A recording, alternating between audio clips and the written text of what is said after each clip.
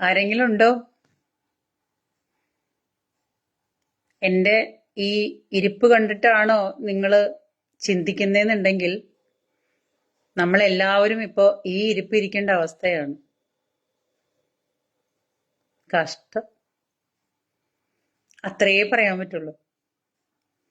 കാരണം ഒരാള് പീഡനത്തിനെതിരെ കേസുകളും കാര്യങ്ങളെല്ലാം പുറത്തോട്ട് വന്ന്, അല്ലേ, അങ്ങനെ അതിങ്ങനെ കത്തി നിൽക്കുന്ന ഒരവസ്ഥ. അപ്പൊ അതിൻ്റെ ഇടയിൽ കൂടെ ഇതിൻ്റെയൊക്കെ തലപ്പത്തിരിക്കുന്ന നേതാക്കന്മാരുടെ പ്രതികരണം കേട്ടിട്ട് ഈ കോമഡി, ഈ ലോക കോമഡി എന്ന് പറഞ്ഞാല്, അല്ലെങ്കിലേ പണ്ടുള്ളവർക്ക് കൃത്യമായിട്ട് അറിയാം കോൺഗ്രസും കോഴിക്കോടും ഒരുപോലെയാണെന്നുള്ളത്. അത് നമുക്ക് പണ്ടേ തൊട്ടുള്ള എക്സ്പീരിയൻസ് ആണ്. കോൺഗ്രസ്സുകാര് തുറന്നു വിട്ടാലും കോഴിക്കോട് തുറന്നു വിട്ടാലും ഒരേപോലെയാണ്, അല്ലേ?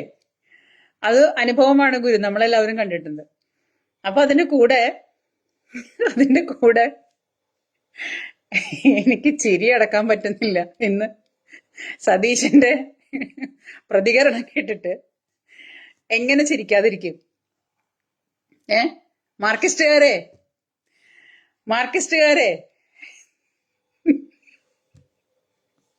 നിങ്ങൾ, എനിക്കിതൊന്നും പറഞ്ഞ് ചിരിക്കാനായിട്ട് ഇവിടെ ആരുമില്ലേ?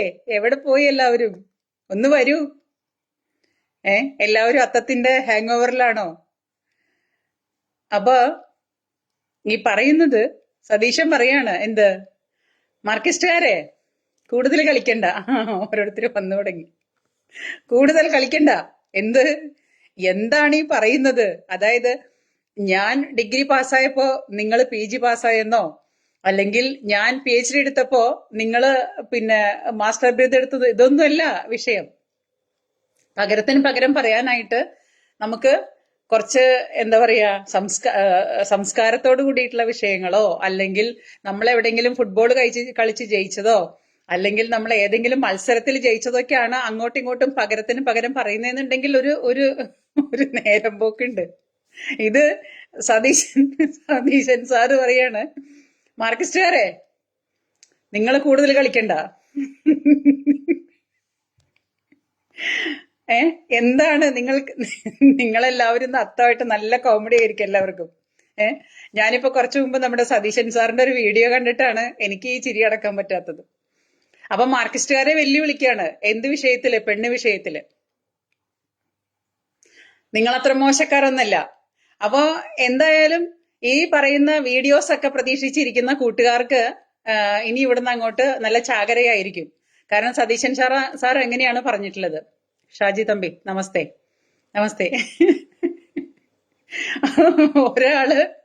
ഒരാള് പശുവിനെ കൊന്നു കഴിഞ്ഞാൽ അടുത്ത ആള് കുട്ടിയെ കൊല്ല. അതാണ് പരിപാടി. അതാണിപ്പോ. അതായത് കോൺഗ്രസ്സുകാര് രാഹുൽ മാങ്കൂട്ടത്തിന് ഒരബദ്ധം പറ്റി. ഇതിനിടയിൽ പറയാതെ പറയുന്ന ഒരു കാര്യം എന്ന് പറഞ്ഞാൽ, രാഹുൽ മാങ്കൂട്ടത്തിന്റെ ഓഡിയോ ക്ലിപ്പാണെന്ന് പറഞ്ഞിട്ട് ഒരു ക്ലിപ്പ് ഇവിടെ നമ്മൾ കേട്ടിരുന്നു. അതില് അയാള് ഭയങ്കര സ്ട്രെസ്ഡ് ആണ്. അയാളുടെ സംസാരം കേട്ടിട്ട് അയാള് പിന്നെ ഉണ്ടാക്കിയ ട്രോഫി അയാൾ ഏറ്റെടുക്കാൻ തയ്യാറാണെന്നാണ് നമുക്കൊരു ഫീല് തോന്നിയത്.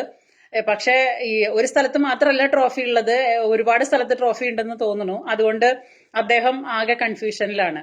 അപ്പൊ രാഹുൽ മാങ്കൂട്ടത്തിന്റെ കൺഫ്യൂഷന്റെ ഇടയിൽ കൂടിയാണ് ഇപ്പോ നമ്മുടെ സതീശൻ സാറ് വന്നിട്ട് പറയുന്നത് മാർക്സിസ്റ്റുകാരോട് കൂടുതൽ കളിക്കണ്ട. പക്ഷെ സതീശൻ സാറിന് അറിയില്ല എന്ത്, മാർക്സിസ്റ്റുകാരുടെ കയ്യിൽ എങ്ങനെ കളിച്ചാലും അവരുടെ ആൾക്കാരെ മുഴുവൻ അവര് ചേർത്ത് നിർത്തും. അവർക്ക് കൂട്ടത്തിൽ കുത്തുന്ന പരിപാടിയില്ല. അവര് ആരൊക്കെ എവിടെയൊക്കെ പോയിട്ട് ഏതൊക്കെ ഗ്രൗണ്ടിൽ കളിച്ചാലും ആ കളിച്ചവരെ മുഴുവനും ട്രോഫി കിട്ടിയാലും കുഴപ്പമില്ല, ട്രോഫി കിട്ടിയില്ലെങ്കിലും കുഴപ്പമില്ല, മാർക്സിസ്റ്റുകാർ മൊത്തം അവരെ എല്ലാവരും ചേർത്ത് പിടിക്കുന്ന ഒരു കൂട്ടായ്മയുണ്ട് അവരുടെ ഇടയിൽ. പക്ഷെ കോൺഗ്രസ്സുകാർക്ക് അങ്ങനെയല്ല. കോൺഗ്രസ്സുകാരെ കൂട്ടത്തിൽ കുത്തികളാ, പുറകിൽ നിന്ന് കുത്തുന്നവരാ കോൺഗ്രസ്. അതായത് ഈ തന്തയ്ക്ക് ജനിക്കാത്ത ആൾക്കാരെന്ന് പറയും. അപ്പൊ ഈ തന്തയില്ലായ്മത്തരം അവരുടെ തറവാടിത്താണ് ഈ തന്തയില്ലായ്മത്തരം കോൺഗ്രസ്സുകാരുടെ. അപ്പൊ അതുകൊണ്ടാണ് രാഹുൽ ഇങ്ങനെ പെട്ടുപോയത്. അല്ലെങ്കിൽ രാഹുലിനെ ആരെ പെടുത്തി എന്നുള്ളത് അറിയില്ല. പാവം രാഹുല്. എനിക്ക് സഹതാപം തോന്നണേ. കാരണം രാഹുലിനോട് എനിക്ക് ഒരു ചെറുപ്പക്കാരനാണ്, നല്ലൊരു ചെറുപ്പക്കാരനാണ്, ഭാവിയുള്ളൊരു പയ്യനായിരുന്നു. പക്ഷെ ഈ പറയുന്ന പോലെ ആ പയ്യന് ഇതൊക്കെ ഒരു വീക്ക്നെസ് ആയി പോയി. അപ്പൊ മിനിമം ഈ പെമ്പിള്ളേരോടൊക്കെ കളിക്കാൻ പോകുമ്പോൾ കുറച്ച് ആത്മാർത്ഥമായിട്ടുള്ള കുറച്ച് പെമ്പിള്ളേരെ അല്ലെങ്കിൽ പാവങ്ങളെ അങ്ങനെ കണ്ടെത്തേണ്ടതായിരുന്നു. അതിപ്പോ രാഹുലിനൊരു അബദ്ധം പറ്റി. എന്താ പറയാ, എല്ലാവർക്കും ഉണ്ടാവില്ല ഒരു വീക്ക്നെസ്. ആ വീക്ക്നെസ് ഇപ്പൊ രാഹുലിന്റെ വീക്ക്നെസ് ഇപ്പൊ ഇതായി പോയി, എന്ത് ചെയ്യാനാ. അപ്പൊ അതുകൊണ്ട് ആ വീക്ക്നെസ്സുകളൊക്കെ ചേരുന്നിടത്താണ് ഓരോരുത്തരും വന്ന് ചേരുക.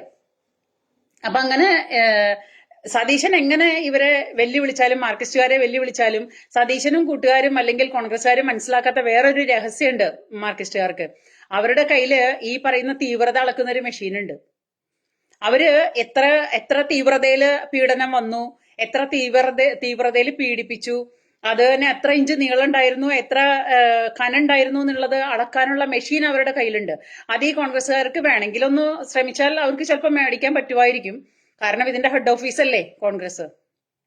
അപ്പൊ അതുകൊണ്ട് അവര് ശ്രീമതി ടീച്ചറും ബാലൻ മാഷയൊക്കെ ഒന്ന് കണ്ടു കഴിഞ്ഞാൽ ചിലപ്പോ ഈ തീവ്രത അളക്കാനുള്ള മെഷീൻ ഒരു കുറച്ച് നാളത്തേക്ക് ഒന്ന് കടം തരുമെന്ന് ചോദിച്ചാലും തരും. കാരണം ഇവരൊക്കെ ഒരു കോയിന്റെ രണ്ട് വശങ്ങളല്ലേ.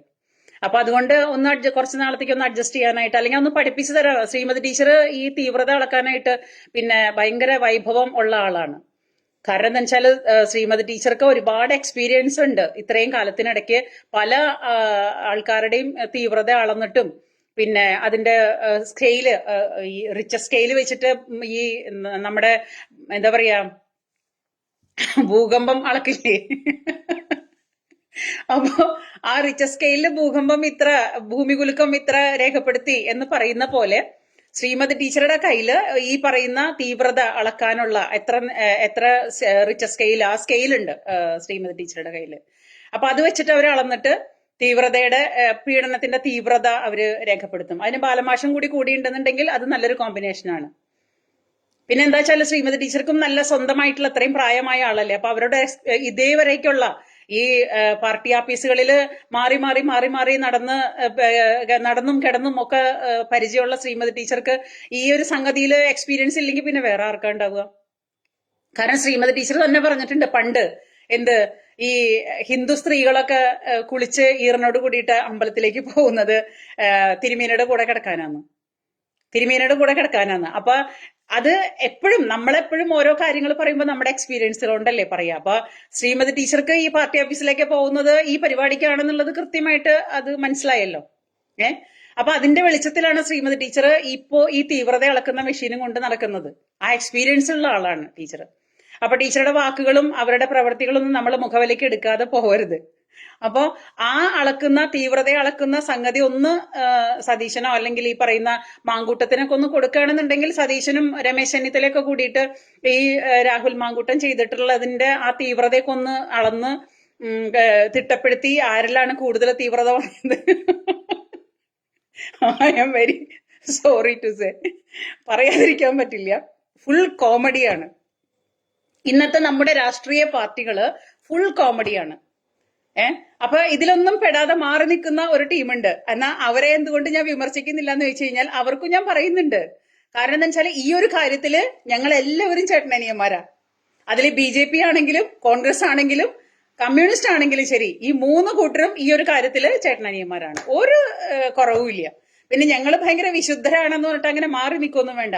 ഇപ്പോ ഈ പറയുന്ന സന്ദീപ് വാര്യര് അങ്ങോട്ട് പോയത് കൊണ്ടല്ലേ, ഈ സന്ദീപ് വാര്യർ എന്ന് പറയുന്ന മഹാൻ നമ്മുടേതും പോയത് കൊണ്ടാണ്. അതുപോലത്തെ മഹാന്റെ സന്ദീപ് വാര്യരുടെ ലേബലുള്ള ഒരുപാട് സന്ദീപ് വാര്യന്മാര് BJPയിലുണ്ട്, ഒരുപാട് പേരുണ്ട്. അപ്പൊ പാർട്ടിയെ വിമർശിക്കണമെന്നൊന്നും നിങ്ങൾ തോന്നണ്ട, ഇതൊരു കോമഡി ആയിട്ട് എടുത്താൽ മതി.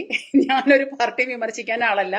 ഈ സന്ദീപ് വാര്യര് പാർട്ടിയിലായിരുന്നെങ്കിൽ, ജസ്റ്റ് ഇമാജിൻ, ഈ സന്ദീപ് വാര്യർ ഇപ്പോഴും BJPയിലായിരുന്നെങ്കിൽ ആ സമയത്ത് സന്ദീപ് വാര്യർക്ക് ഈ അബദ്ധം ചെയ്ത, അതായത് എല്ലാവർക്കും അവരവരുടേതായ പേഴ്സണൽ കാര്യങ്ങളുണ്ട്, അത് ഞാൻ സമ്മതിക്കുന്നു. പക്ഷേ ഈ ഒരു പബ്ലിക് ഫിഗർ ഉള്ള ഒരു മനുഷ്യൻ ആ പാർട്ടിയിലുള്ള സമയത്ത് അങ്ങനെ ഒരു സംഭവം ചെയ്തപ്പോൾ ഇവരെന്തുകൊണ്ട് സന്ദീപ് വാര്യരെ അന്ന് പുറത്താക്കിയില്ല? അവരൊന്ന് ഒരു ഭാഗത്തേക്കൊന്ന് മാറ്റി ഒതുക്കി നിർത്തിയെന്ന്. നമ്മൾ മര്യാദ പറയുമ്പോൾ മര്യാദ ആവണ്ടടോ. നിങ്ങൾ വെറും രാഷ്ട്രീയം കളിക്കരുതല്ലോ. ഇപ്പൊ എന്നെ കാണുന്ന നിങ്ങളോട് എല്ലാവരോടും ഇതൊരു കോമഡി ആയിട്ട് എടുത്താൽ മതി. ഒരു മര്യാദ, ഒരു ജെനുവിൻ ആയിട്ടുള്ള ഒരു ഉത്തരം പറയണം. നമ്മൾ ഏത് കാര്യങ്ങൾക്കും ഒരു മര്യാദ ഉണ്ടാവില്ലേ? അപ്പൊ ഈ പറയുന്ന സന്ദീപ് വാര്യര് BJP വർക്ക് ചെയ്തിരുന്ന സമയത്ത് ഇങ്ങനൊരു ഇഷ്യൂ വന്നപ്പോൾ ആരെങ്ങാണ്ട് ഫ്ലാറ്റിൽ പോയിട്ട് മറ്റേ ഏതോ ടീച്ചറുടെ കുടുംബ ബന്ധം എന്താ പറയാ കുറച്ചും കൂടെ പൊട്ടി വിരിയിക്കാൻ വേണ്ടി പോയതാണ്. ആ പോയ സമയത്ത് ആ ടീച്ചറുമായിട്ട് ഇദ്ദേഹം സ്നേഹമായെന്നോ അത് കഴിഞ്ഞിട്ട് പിന്നെ ഫ്ലാറ്റിൽ ചെന്നപ്പോ ആരൊക്കെയോ കൂടി ഓടിച്ചിട്ട് അടിച്ചെന്നോ കാലൊടിഞ്ഞെന്നോ ഹോസ്പിറ്റലിൽ കിടന്നെന്നോ ഒക്കെ ഇതൊക്കെ അയാൾ ഇവിടുന്ന് ചാടിപ്പോയപ്പോഴാണ് പുറത്തോട്ട് വരുന്നത്. നിങ്ങൾ നോട്ട് ദ പോയിന്റ്. ഈ സന്ദീപ് വാര്യര് ഇവിടുന്ന് ചാടിയിട്ട് അപ്പുറത്തെ പാർട്ടിയിലേക്ക് പോയപ്പോഴാണ് ഇയാള് കോഴിയായിരുന്നു. നമ്മളൊക്കെ എത്ര ബഹുമാനത്തോട് കൂടിയിട്ട് കണ്ടിരുന്ന ആളെന്നറിയോ സന്ദീപ് വാര്യര്. ഞാനൊക്കെ ഒരുപാട് തവണ വിളിക്കാറുണ്ട്, സംസാരിക്കാറുണ്ട്. അപ്പൊ സന്ദീപ് വാര്യര് ഈ പാർട്ടിയിൽ ഉണ്ടായിരുന്ന സമയത്ത് അങ്ങനെ ഒരു അബദ്ധം ചെയ്ത്, അതായത് ഒരു സംഗതിക്ക് പോയി അവിടെ ചെന്ന് നാട്ടുകാർ തല്ലി ഒടിച്ചു, കാല് തല്ലി ഒടിച്ചു, ഹോസ്പിറ്റലിൽ കിടന്നുവെന്നോ വീണുവെന്നോ എനിക്കറിയില്ല. ഇതിന്റെ സത്യാവസ്ഥ എന്താണെന്ന് എനിക്കറിയില്ല. നിങ്ങൾക്കൊക്കെ അറിയാവുന്നുണ്ടെങ്കിൽ നിങ്ങൾ പറയാം. അപ്പൊ അദ്ദേഹത്തിന് എന്നിട്ട് ഹോസ്പിറ്റലൈസ് ആയിട്ട് കണ്ട ഫോട്ടോസുകളൊക്കെ നമുക്കിപ്പോ കാണാം. അപ്പൊ ആ സമയത്ത് BJP അതിനെ ഒന്ന് ഒതുക്കിയെന്ന് ഒരു ഭാഗത്തേക്ക്. BJPക്കാര് അദ്ദേഹത്തിന് ചുമതലകളിൽ നിന്നിട്ട് ഒരു സൈഡിലേക്ക് ഒന്ന് ഒതുക്കി വെച്ചു. അത്രേ ഉണ്ടായുള്ളൂ, അത്രേ ചെയ്തുള്ളൂ. ഇന്നിപ്പോ രാഹുൽ മാങ്കൂട്ടത്തിന് വേണ്ടിയിട്ട് ഈ BJPക്കാരും മാർക്സിസ്റ്റുകാരും എല്ലാവരും കൂടി കിടന്നിട്ട് ഇങ്ങനെ കെട്ടുപണയുമ്പോൾ എനിക്ക് ഇതിൽ തോന്നണത് വെറും കോമഡി ആയിട്ടാ തോന്നണത്.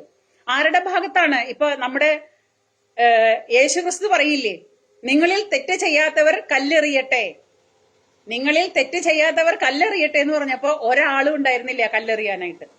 എല്ലാവരും എടുത്ത കല്ലുകളൊക്കെ അവിടെ താഴ്ത്തിട്ടു. അപ്പൊ എന്ന് പറഞ്ഞ പോലെ നമ്മളിൽ ഉണ്ടാവുമ്പോൾ അത് നമ്മൾ ഒതുക്കി മാറ്റി നിർത്തുക.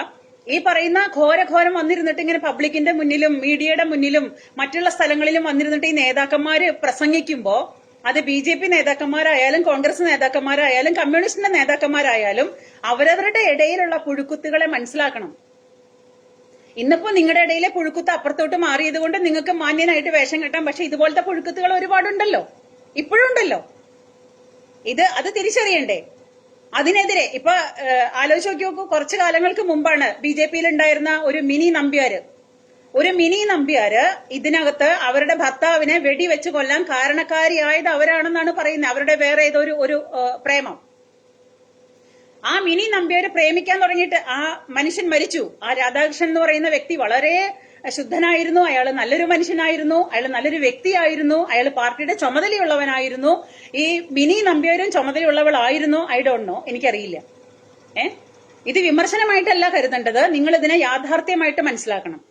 ഈ മിനി നമ്പ്യാർ ഈ തരത്തിലുള്ള തോന്നിവാസങ്ങളൊക്കെ കാണിച്ചിട്ട് അവര് ഭാര്യയും ഭർത്താവും കൂടെ വഴക്കുണ്ടായി. ആ വഴക്കുണ്ടായതിന് എന്തോ രാധാകൃഷ്ണന് എന്തോ പറ്റാത്തത് പറഞ്ഞപ്പോഴോ സംതിങ് എന്തോ അപ്പോഴത്തെ ഒരു മാനസികാവസ്ഥയിൽ ഇവരെ കൈവച്ചപ്പോ അത് അന്നേരം അവിടെ നടന്ന സർവത്ര കാര്യങ്ങളും ഈ പറയുന്ന ഏതോ ഒരു അന്തംകമ്മിയായിട്ടായിരുന്നു ഇവൾക്ക് അവിഹിതം. അവനോട് പറഞ്ഞു. അവൻ അപ്പൊ തന്നെ ഫേസ്ബുക്കിൽ പോസ്റ്റ് ഇട്ടു, എന്റെ പെണ്ണിനെ തൊട്ടാൽ, അവൻ അപ്പൊ തന്നെ പോസ്റ്റ് ഇട്ടു, എന്റെ പെണ്ണിനെ തൊട്ടാൽ നീ നാളെ ബാക്കി ഉണ്ടാവില്ല എന്നുള്ളത്. അതുപോലെ തന്നെ അവൻ വന്നിരുന്നു, ആ മനുഷ്യനെ അവൻ അങ്ങ് തീർത്തു കളഞ്ഞു. അപ്പോ ഈ അവിഹിതങ്ങളും ഈ സംഗതികളും മുഴുവനും നടക്കുന്നതിന്റെ എന്തെങ്കിലുമൊക്കെ ഒരു ചെറിയ ലിങ്ക് അല്ലെങ്കിൽ എന്തെങ്കിലുമൊക്കെ ഒരു ചെറിയൊരു ഹിന്റൊക്കെ ഈ പാർട്ടിക്കാർക്ക് കിട്ടുമല്ലോ. തമ്മിൽ കൂടെ പ്രവർത്തിക്കുന്ന ആൾക്കാരുകളൊക്കെ ആയിട്ടും കൂട്ടുകൂടി നടക്കുന്ന ആൾക്കാരൊക്കെ ആയിട്ടും ഈ സ്ത്രീയുടെ പോക്ക് ശരിയല്ല അല്ലെങ്കിൽ അവരുടെ പോക്ക് ശരിയല്ല എന്നുള്ളതൊക്കെ തമ്മിൽ എല്ലാവർക്കും ബോധ്യമൊക്കെ വരുമല്ലോ കുറേശ്ശെ, പ്രത്യേകിച്ച് നേതാക്കന്മാർക്ക്. അപ്പൊ ആ നേതാക്കന്മാര് ഈ സംഗതികൾ ഉണ്ടാവുമ്പോ എന്ത് നടപടിയാണ് എടുക്കുന്നത്? എന്റെ ചോദ്യമാണ്. എന്റെ ചോദ്യം ജെനുവിൻ ആണെങ്കിൽ നിങ്ങൾ എന്നെ സപ്പോർട്ട് ചെയ്താൽ മതി.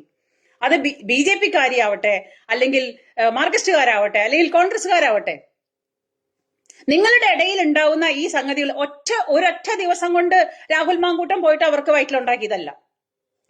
അല്ലെങ്കിൽ ഒരൊറ്റ ദിവസം കൊണ്ട് രാഹുൽ മാങ്കൂട്ടം പിന്നെ ഈ പറയുന്ന സംഗതികൾക്ക് പോയതല്ല.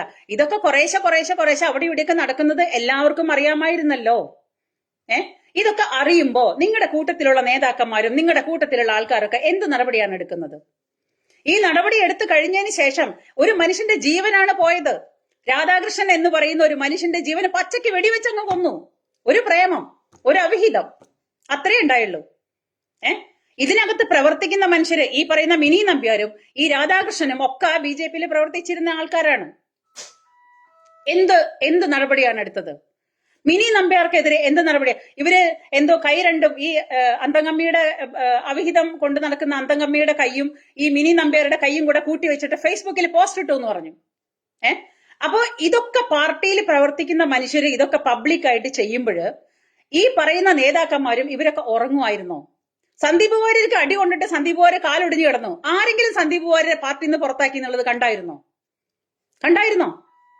നമ്മൾ കേട്ടായിരുന്നോ? പാർട്ടിയിലെ എല്ലാ കാര്യങ്ങൾക്കും മുൻപന്തിയിലെ സംസാരിക്കാനായിട്ട് വളരെ വലിയ സ്ഥാനം കൊടുത്തിട്ട് സ്ഥാനാർത്ഥിയായിട്ട് വരെ മത്സരിച്ച BJPയുടെ ഈ പറയുന്ന സന്ദീപ് വാര്യര് ഈ തോന്നിവാസങ്ങളൊക്കെ ചെയ്തു വെച്ചപ്പോഴ് എവിടെ ആയിരുന്നു BJPക്കാര്? ഇപ്പൊ സതീശൻ പറയുന്നു, മാർക്സിസ്റ്റുകാരെ നിങ്ങൾ കൂടുതൽ ഞെളിയണ്ട, ഞങ്ങൾക്കറിയാം, ഞങ്ങൾ വച്ചിട്ടുണ്ട്. അപ്പൊ ഇനി സതീശൻ ഇനി പുതിയ ക്ലിപ്പുകൾ ഇങ്ങനെ ഇറക്കുമായിരിക്കും. ആരുടെയൊക്കെ കൂടെ ആരുടെ ക്ലിപ്പൊക്കെ ഇറങ്ങാൻ പോണെന്ന് എനിക്കറിയാൻ പാടില്ല. ഈ ഞാൻ ചോദിക്കുന്ന വെറും കോമഡികളായിട്ട് തരം താഴ്ന്നു പോവുമല്ലേ നിങ്ങളെല്ലാവരും? നിങ്ങളാണോ നാട് ഭരിക്കുന്നത്? നിങ്ങളെ ഒരു 10 വയസ്സായ ഒരു കുട്ടി നിങ്ങളെ എന്ത് കണ്ടിട്ടാണ് നിങ്ങളുടെ മാതൃകയാക്കേണ്ടത്? അല്ലെങ്കിൽ ഈ നാട്ടിലെ യുവതലമുറയ്ക്ക് നിങ്ങൾ എന്താണ് കൊടുക്കുന്ന മെസ്സേജ്? എല്ലാ രാഷ്ട്രീയ പാർട്ടിക്കാരോടും കൂടിയിട്ടാണ് ഞാൻ ചോദിക്കുന്നത്. എന്റെ ചെറിയൊരു സംശയമാണ്, ഇതിൽ ആരാണ് വിശുദ്ധൻ, ആരാണ് വിശുദ്ധ? ഈ പറയുന്ന സംഗതികളിലൊക്കെ പ്രവർത്തിക്കുന്ന BJPക്കാരെ, കോൺഗ്രസ്സുകാരെ, മാർക്സിസ്റ്റുകാരെ, നിങ്ങൾ ഇങ്ങോട്ട് വരൂ, ചോദിക്കട്ടെ. ഈ നിൽക്കുന്ന നിങ്ങളില് എത്ര പേര് വിശുദ്ധന്മാരുണ്ട്, എത്ര പേര് വിശുദ്ധരുണ്ട്? ഇപ്പൊ പാർട്ടിയുടെ ചുമതലയിൽ നിന്ന് രാഹുലിനെ മാറ്റി വെച്ചിരിക്കുകയാണ്. പക്ഷെ രാഹുലിന്റെ കയ്യിലിരിപ്പെന്താ? ഇവര് സോപ്പിട്ട് കഴുകി കളയോ? പാലക്കാട്ടുകാരുടെ MLA ആണ് രാഹുൽ മാങ്കൂട്ടം. പാലക്കാട്ടുകാരുടെ MLA ആണ്. ആ MLA ആ നാട്ടിലുള്ള പെൺപിള്ളേർക്ക് സമാധാനമായിട്ട് അവിടെ ജീവിക്കാൻ പറ്റുമെന്ന് തോന്നുന്നുണ്ടോ? ഒരു MLA എന്ന് പറഞ്ഞാൽ ആ നാടിനോട് കൂടി വളരെ അടുത്ത് പെരുമാറുന്ന ഒരു മനുഷ്യനാണ് ഒരു MLA. പാർട്ടിയിൽ നിന്ന് പുറത്താക്കോ, പാർട്ടിയിൽ നിന്ന് ചുമതലയിൽ നിന്ന് മാറ്റി നിർത്തോ, പാർട്ടിയിൽ നിന്ന് പുറത്താക്കോ എന്നൊക്കെ ചെയ്താൽ അത് പാർട്ടിക്കാരുടെ, അത് നോക്കേണ്ട കാര്യമില്ല. പക്ഷെ ഈ കോഴിയെ തുറന്നു വിട്ടിരിക്കുന്നത് നാട്ടിലേക്കല്ലേ? ഈ കോഴി പോയിട്ട് സർവമാന പെടക്കോഴികളുടെ പിന്നാലെയും പോയില്ലേ? കോൺഗ്രസ്സുകാർക്ക് എന്ത് ഉറപ്പുണ്ട്? അതോ ഇനി വരി ഉടക്കിയോ രാഹുലിനെ കൊണ്ടുപോയിട്ട്, എന്നിട്ട് നാട്ടിലിറക്കുവോ? പാലക്കാട്ടുകാരുടെ MLA ആണ്, സമ്മതിക്കുന്നു. അപ്പൊ ഇനി രാഹുലിനെ വരി ഉടച്ചിട്ടാണോ പുറത്തേക്ക് ഇറക്കുന്നത്? എന്റെ വാക്കുകൾ നിങ്ങൾക്ക് വിഷമുണ്ടാക്കുന്നുണ്ടെങ്കിൽ ഐ സോ സോറി. പക്ഷെ ഇത് പറയാതിരിക്കാൻ നിവൃത്തിയില്ല. കാരണം ഇവരുടെ ഈ പേക്കൂത്തുകൾ കാണുമ്പോൾ നമ്മൾ എന്തെങ്കിലും ഒന്ന് പറയണ്ടേ? അല്ലെങ്കിൽ നമ്മൾ വെറും പൊട്ടന്മാരായി പോവില്ലേ? അപ്പൊ അതുകൊണ്ടാണ് ഞാൻ ഈ കോമഡികളെല്ലാം കണ്ടുകൊണ്ട്, കാരണം എന്താ വെച്ചാല് ഭരണത്തിൽ വരുന്നതിന് മുമ്പ് നടന്നിട്ടുള്ള ഒരുപാട് പേര് പറയാൻ ഉദ്ദേശിക്കാത്ത, പേര് പറയാൻ ആഗ്രഹിക്കാത്ത ഒരുപാട് കാര്യങ്ങളുണ്ട്. അതവിടെ ഇരിക്കട്ടെ ഒരു ഭാഗത്ത്. ഈ പാർട്ടി ചുമതലകള് ഒരു ദിവസം നമ്മുടെ ലസിത പാലക്കൽ ലൈവ് ഇട്ടിട്ട് പറഞ്ഞിട്ടുള്ള ഒരു നഗ്നമായ ഒരു സത്യം നമ്മുടെ ഇടയിലുണ്ട്, ഉണ്ടല്ലോ. ഞാനത് ഒന്നും കൂടെ ആവർത്തിക്കുന്നില്ല. എന്നിട്ട് എല്ലാവരും കൂടെ ലസിതയുടെ നെഞ്ചത്തോട്ട് കയറി ഇല്ലേ? ഇത് മുഴുവനും ഈ പറയുന്ന രാഷ്ട്രീയ പാർട്ടിക്കാരുടെ ഇടയിൽ നടക്കുന്ന കാര്യങ്ങളാ. മുരളീധരനെ കുറിച്ച് ഗോസിപ്പ് വന്നില്ലേ? അതേപോലെ പലരെയും കുറിച്ചിട്ട് വന്നിട്ടുള്ള ഗോസിപ്പുകൾ മുഴുവനും കേട്ടും കണ്ടും അറപ്പ് മാറിയിട്ടുള്ള നടക്കുന്ന ഈ അവസ്ഥയില് ആരാണ് ഇതിൽ വിശുദ്ധര്? ഞാൻ പറയണേ, നിങ്ങൾ ഈ പരസ്പരം ചളിവാരി എറിയുന്നത് നിർത്ത്. എനിക്ക് ഈ രാഷ്ട്രീയക്കാരോട് പറയാനുള്ള ഏകമായിട്ടുള്ള ഒരു ഉപദേശം എന്ന് പറഞ്ഞാൽ, അല്ലെങ്കിൽ ഒരു അഡ്വൈസ് എന്ന് പറഞ്ഞാൽ ഇതാണ്. എന്റെ പൊന്നു രാഷ്ട്രീയക്കാരെ, ഞങ്ങളുടെ പീഡനം ഞങ്ങള് വച്ച്, പക്ഷെ നിനക്കുണ്ട് BJPക്കാരെ, മാർക്സിസ്റ്റുകാരെ എന്ന് പറഞ്ഞിട്ട് ഇവരുടെയൊക്കെ നേരെ കൈ ചൂണ്ടുന്ന നിങ്ങളുടെ ഈ തരം താഴ്ന്ന ഈ പരിപാടി ഉണ്ടല്ലോ, നിർത്തിപ്പോ ഒരു മുഴം കയറെടുത്തിട്ടൊക്കെ നിനക്കൊക്കെ തൂങ്ങി ചത്തുടടോ. ഞാൻ വേണമെങ്കിൽ വല്ല എലിവിഷം വാങ്ങിക്കാൻ കാശ് തരാം. ഏറ്റവും കുറഞ്ഞ വിഷത്തിന് കിട്ടുന്നത് എലിവിഷമാണ്. ഇത്രയും എക്സ്പീരിയൻസ് ഉള്ള നേതാക്കന്മാരാണ് ഈ രമേശ് ചെന്നിത്തല, ഈ സതീശൻ, ഈ പറയുന്നവന്മാരൊക്കെ എത്രയോ വർഷത്തെ എക്സ്പീരിയൻസ് ഉണ്ടെന്നറിയോ? എന്നിട്ട് ഇവന്മാര് പറയുന്നതാണ് പബ്ലിക്കിന്റെ മുന്നില്, ചാനൽസിന്റെ മുന്നില്, മാർക്സിസ്റ്റുകാരെ നിങ്ങള് കളിക്കണ്ട, നിങ്ങൾ അധികം കളിച്ചാല് ഞങ്ങള് പുറത്തു കൊണ്ടുവരും കുറച്ച് കാര്യങ്ങളൊക്കെ. ഞങ്ങളുടെ കൂട്ടത്തിൽ മാത്രമല്ല കോഴികള്, അവിടെ ഉണ്ട് കോഴികള്. എന്തോന്നടേ? ഈ പറയുന്ന സന്ദീപ് സ്വന്തം സന്ദീപിന് തോന്നിയിട്ട് സന്ദീപ് അങ്ങോട്ട് പോയില്ലെങ്കിൽ ഈ സന്ദീപ് വാര്യർ അടക്കം വന്നിരുന്നിട്ട് വിമർശിക്കും ആരെ? രാഹുൽ മാങ്കൂട്ടത്തിനെ. അതാണ് ലോക കോമഡി ഇല്ലേ? ഈ സന്ദീപ് വാര്യര്, നിങ്ങൾ പാർട്ടികളെ രാഷ്ട്രീയമൊക്കെ ഒന്ന് മാറ്റി വെക്ക്, എന്നിട്ട് നിങ്ങളൊരു സാധാരണ ജനതയായിട്ടൊന്ന് ചിന്തിച്ചു നോക്ക്. അപ്പൊ ഈ സന്ദീപ് വാര്യരെ അമക്കിയ പാർട്ടിക്കാര് അവർക്കും ആരെയും വിമർശിക്കാനായിട്ട് ഒരു യോഗ്യതയില്ല. കാരണം ഈ വിമർശിക്കുന്നവന്മാരുടെ ഇടയിൽ തന്നെ ഈ യുവദാസുകളൊക്കെ ഒരുപാട്. അത് കഴിഞ്ഞിട്ട് മാർക്സിസ്റ്റുകാരുടെ നേരെ കൈ ചൂണ്ടുന്ന സതീശന്റെ സംസാരം എന്തായാലും കോമഡി ആയിട്ടുണ്ട്. അതുകൊണ്ട് അതിനെക്കുറിച്ച് കൂടുതൽ നമ്മൾ പറയാതിരിക്കാൻ ഭേദം. കാരണം ഈ സൗരോർജത്തിന്റെ സാരിയിൽ തൂങ്ങാത്തവരാരും ഇല്ല. ഈ സൗരോർജം പിന്നെ സൂര്യതാപം ഏൽക്കാത്ത ആരും കോൺഗ്രസിലില്ല. സൂര്യതാപമേറ്റ് കത്തിക്കരിഞ്ഞ് വാടിയിരിക്കുന്ന ഒരു ടീമാണ് കോൺഗ്രസ്. ആ കോൺഗ്രസ്സുകാരുടെ സൂര്യതാപമേറ്റ് എല്ലാവരും കൂടെ വാടി കരിയിച്ചതാണ് നമ്മുടെ വിജയേട്ടൻ. നമ്മുടെ ഇപ്പൊ ഭരിക്കുന്ന വിജയേട്ടൻ ഈ എന്താ പറയാ സൗരോർജം മേടിച്ചിട്ട് മൊത്തം കോൺഗ്രസ്സുകാരെ കരിച്ച് കളഞ്ഞിട്ട് ശേഷമാണ് വിജയേട്ടൻ അതെടുത്ത് സ്വയം തലയിൽ വെച്ചത്. അങ്ങനെയാണ് വിജയേട്ടൻ ഇന്ന് ഭരിക്കുന്നത്. ഇത് മുഴുവനും നമ്മുടെ കൺമുന്നിൽ നമ്മൾ ദിവസവും കാലത്തൊട്ട് വൈകുന്നേരം വരെ ചാനൽ തുറന്നാലും മീഡിയാസ് തുറന്നാലും സോഷ്യൽ മീഡിയ തുറന്നാലും ഇന്ന് എല്ലാവർക്കും പറയാനായിട്ട് ആകെ കൂടിയിട്ട് എന്താണ്? പീഡനം, സർവത്ര പീഡനം, എവിടെ നോക്കിയാലും പീഡനം. ഇതാണെന്ന് പറയാനുള്ളൂ. ബാക്കി നാടിന് ഉപകാരപ്പെട്ട എന്തെങ്കിലും കാര്യങ്ങളോ, നാട്ടിൽ നടക്കേണ്ട ഇനി നാടിനൊരു വളർച്ചയുടെ പുരോഗതിയുടെ എന്തെങ്കിലും ഒരു വഴി തുറക്കാനോ, അല്ലെങ്കിൽ ഇത് ഈ പറയുന്ന പോലെ രാവിലെ തൊട്ട് ഓരോന്നിങ്ങനെ കോൺഗ്രസ്സുകാർ കുറെ വെള്ളിയിട്ട് അവരും ഇറങ്ങും, ഇവരുടെ രീതിയിൽ ഇവരും ഇറങ്ങും, മറ്റവരുടെ രീതിയിൽ ഇറങ്ങും. എല്ലാരും കൂടിയിട്ട് നടു റോട്ടിൽ ഇറങ്ങി നിന്നിട്ട് പരസ്പരം ചളി വാരിയിട്ട് അങ്ങോട്ടും ഇങ്ങോട്ടും എറി തന്നെ. നീയാണോ ഞാനാണോ മറ്റവനാണോ വലുത്? പീഡനത്തിന്റെ കേസില് ഞങ്ങളാണെങ്കിലും നിങ്ങളാണ് വലുതെന്ന് ഇവര് പറയുന്നു. അല്ല, ഞങ്ങളെക്കാൾ വലിയ പീഡകക്കാർ അവരാണെന്ന് പറയുന്നു. അപ്പൊ ശ്രീമതി ടീച്ചർ പറയുന്നു, അയ്യോ ഞാൻ ആ പീഡനം അളക്കാൻ പോയിരുന്നു, അതിന്റെ തീവ്രത അത്രയ്ക്ക് ഉണ്ടായിരുന്നില്ല. ശശി പീഡിപ്പിച്ചപ്പോ തീവ്രത കുറച്ച് കുറവായിരുന്നു, മറ്റവൻ പീഡിപ്പിച്ചപ്പോഴാണ് കുറച്ച് തീവ്രത കൂടിയത്. അത് ഞങ്ങൾ അളന്ന് തിട്ടപ്പെടുത്തി തീവ്രത ഞങ്ങൾ ഒത്തുതീർപ്പാക്കിയിട്ടുണ്ട്. അപ്പൊ അതുകൊണ്ട് പ്രശ്നമില്ല എന്ന് ശ്രീമതി ടീച്ചറും പറയുന്നു, ബാലൻ മാഷും പറയുന്നു. ഇനി ഈ തീവ്രത അളക്കുന്ന മെഷീനൊക്കെ ഈ BJP-ക്കാരുടെ കയ്യിലും കോൺഗ്രസ്സുകാരുടെ കയ്യിലും കൂടി വരുമോ എന്നുള്ളത് സർവേശ്വരന് മാത്രമേ അറിയുള്ളൂ. ഇത് മുഴുവനും കണ്ടുകൊണ്ട് അന്തം വിട്ട് കുന്തം വിഴുങ്ങി പെൺമക്കളെ കുടുംബമല്ല കുട്ടികളെ ഒക്കെ കൂടിയിട്ട് ഇങ്ങനെ ഏത് ലോകത്ത് പോയിട്ട് ജീവിക്കണം എന്ന് ആലോചിക്കുന്ന കുടുംബക്കാരും നാട്ടുകാരും ഇന്ന് കഥയുവ. ഇതാണ് ഗതികേട്. ഇതിന്റെ പേരാണ് ഗതികേട്. അപ്പൊ കാര്യങ്ങൾ അങ്ങോട്ട് പറയാനായിട്ടേ ഈ ഞാൻ പറഞ്ഞില്ലേ, ഞാനൊരു ദേശീയവാദിയാണ്. ഞാൻ അങ്ങനെ ചിന്തിക്കുന്ന ഒരാളാണ്. എന്റെ രാഷ്ട്രമാണ് എനിക്ക് വലുത്, എന്റെ രാജ്യമാണ് എനിക്ക് വലുത്. ആ ചിന്താഗതി മാത്രമേ ഉള്ളൂ. പിന്നെ നമ്മുടെ നാട് ഭരിക്കുന്ന, ഭാരതം ഭരിക്കുന്ന നമ്മുടെ നരേന്ദ്ര ദാമോദർ ദാസ് മോദി, അത് എന്റെ വലിയ ഒരു എന്താ പറയാ, ഞാൻ അദ്ദേഹത്തിന്റെ വലിയൊരു ഫാനാണ്. എന്ന് വെച്ചിട്ട് ഈ വക കാര്യങ്ങൾ വരുമ്പോൾ വായടച്ചിരിക്കുക. അതായത് ഞാൻ വിശ്വസിക്കുന്ന പാർട്ടിയുടെ കാര്യങ്ങൾ വരുമ്പോ ഞാനങ്ങ് വിഴുങ്ങുക, മറ്റൊരു വരുമ്പോ ഞാൻ അവരുടെ നേരെ കയറുക. ആ ജാതി പരിപാടിയല്ല. ഈ തന്തയില്ലാത്തരം കാണിച്ചാൽ അത് ആരായാലും ശരി പറയണം, അപ്പൊ നടപടി എടുക്കണം. ആ നടപടി എടുക്കാത്തതിന്റെ പേരിൽ ഒരു മനുഷ്യന്റെ ജീവൻ വില കൊടുക്കേണ്ടി വന്നതാണ് ഈ പറയുന്ന രാധാകൃഷ്ണന്റെ പോയതാണ്. ഇത് മുഴുവനും നമ്മുടെ കൂട്ടത്തിൽ ദിവസവും നടന്നു കഴിഞ്ഞിട്ട്, അല്ലെങ്കിൽ നമ്മൾ അറിയുന്നുണ്ട് എന്തെല്ലാം നടക്കുന്നു, എന്തെല്ലാം കാണുന്നു എന്നൊക്കെ നമ്മൾ അറിഞ്ഞിരുന്നിട്ട്, പിന്നെ അതിനെ ന്യായീകരിക്കുന്ന രീതിയിൽ അതിനെ അങ്ങോട്ട് ഒരു മറയിട്ട് മാറ്റിയിട്ട് അവിടെ ഒരു കർട്ടൻ കെട്ടി വെച്ചിട്ട് അതിന്റെ ഇപ്പുറത്തിരുന്നിട്ട് ഈ ജാതി പരിപാടികൾ കാണിക്കുമ്പോ ഈ പൊന്നു പാർട്ടിക്കാരെ ആരും പേഴ്സണലായിട്ട് എല്ലാവർക്കും അവരവരുടേതായ നേരം പോക്കുകളും അവരവരുടേതായ അഫയറും ഒക്കെ ഉണ്ടാവും. ഇല്ലെന്ന് ഞാൻ പറയുന്നില്ല. മനുഷ്യനാണെന്നുണ്ടെങ്കിൽ ഇതൊക്കെ ഓരോരുത്തർക്കും ഉള്ളതാണ്. ആരും വിശുദ്ധരല്ല. പക്ഷേ ഈ പബ്ലിക് ഫിഗറായിട്ട് നടക്കുന്ന മനുഷ്യര് അവര് കുറച്ച് മറ്റുള്ളവർക്ക് മാതൃകയാവേണ്ടതാണ്. അതുകൊണ്ട് ഇതൊക്കെ ഒന്ന് നോക്കിയും കണ്ടൊക്കെ ചെയ്തു കഴിഞ്ഞാൽ നമുക്ക് ഈ പാവം പൊതുജനങ്ങൾ എന്നും കഴുതിയാണ്, നമ്മളെന്നും കഴുതകളാണ്. അപ്പൊ പാവം പൊതുജനങ്ങൾക്ക് ചിരിക്കാന്ന് പറഞ്ഞാൽ നല്ലൊരു എക്സർസൈസ് ആണ്. അപ്പൊ ഇന്നിപ്പോ എന്തായാലും എനിക്ക് സതീശന്റെ വാക്കുകൾ എനിക്ക് ഒരുപാട് ബോധിച്ചു. വളരെ സൂപ്പറാണ്. അടുത്തന്നെ എല്ലാ തരത്തിലുള്ള അപ്പുറത്തുള്ള ആൾക്കാരുടെയൊക്കെ വീഡിയോസോ കാര്യങ്ങൾ എന്തൊക്കെ ഉണ്ടെങ്കിൽ ഇറങ്ങട്ടെ. സതീശൻ സാറിനെ മുന്നിട്ട് എല്ലാ കാര്യങ്ങളും നടത്തണം. എനിക്ക് ഈ പാർട്ടിക്കാരോട് മുഴുവനും പറയാനുള്ളത്, കുറച്ചൊരു മാന്യത കീപ്പ് ചെയ്താൽ പൊതുപ്രവർത്തന രംഗത്ത് നന്നായിരിക്കും. അല്ലെങ്കിൽ ആർക്കും യോഗ്യതയില്ല. ഈ അവനെ കുറ്റം പറയാനും ഇവനെ കുറ്റം പറയാനും അവസാനം പിന്നെ സതീശനോട് പറയാനുള്ള എനിക്ക് ഉടക്കി സ്വാമി തേങ്ങ എന്തെങ്കിലും ഇപ്പോടയ്ക്കും എന്ന് പറഞ്ഞിട്ട് ഇതിങ്ങനെ എറിഞ്ഞുകൊണ്ട് നിൽക്കാതെ സ്വാമി തേങ്ങ ഉടക്ക് പൊട്ടട്ടെ.